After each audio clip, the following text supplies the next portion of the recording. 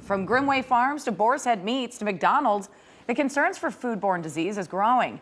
CBS News analysis found foodborne illnesses have increased 42% since 2013 in regions the CDC monitors. Dr. Jemma Alarcón is the medical director and Food and Water Safety of the Food and Water Safety Unit at the LA County Department of Health. She joins us now to talk about the outbreaks and how consumers can stay safe. Thanks so much for joining us this morning. Hi, good morning. Thank you for having me. So can you tell us about the LA County death linked to the carrots? How does the health department trace these outbreaks and then work to alert consumers? So this is an example of public health working. We basically have a system where patients that might get sick go in and see their physician. The physician grab a culture from a stool sample. This goes to a public health lab. And then at the public health lab, this isolate gets sequenced, and then the information from that strain of bacteria gets sent up to the CDC. At the CDC, they're able to analyze the strains, and if they find a match across different patients across the country, that's when they investigate. And they try to ask, what is happening? Should we re-interview the patients? So this is one great example of public health working. Yeah, there's so much information you end up having to sift through. And now we've seen so many recalls, right? From lunch meats, waffles, McDonald's, potentially the onions there. What's the real issue here? Is it issues within the manufacturing plants themselves? Is it how the food's being handled? Can you talk about what we're seeing and why?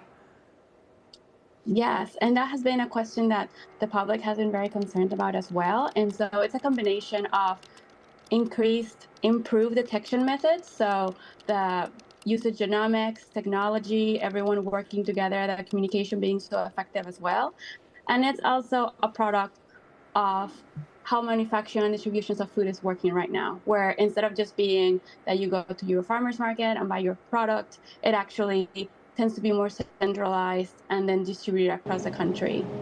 Right, we were talking about that in our newsroom, that it's kind of confusing because even though it's from one source, you're getting it at several different grocery store chains. Different labels. Different labels. So what can consumers do to stay vigilant at the grocery store and at home?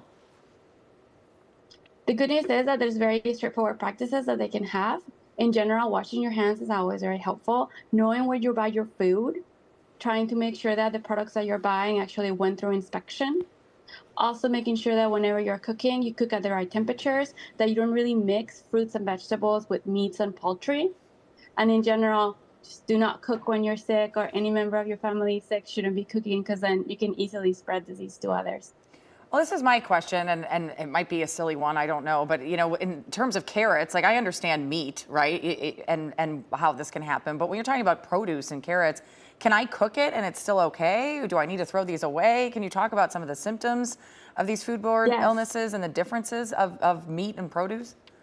My husband was asking me this exact question last night. Oh, good. Dinner.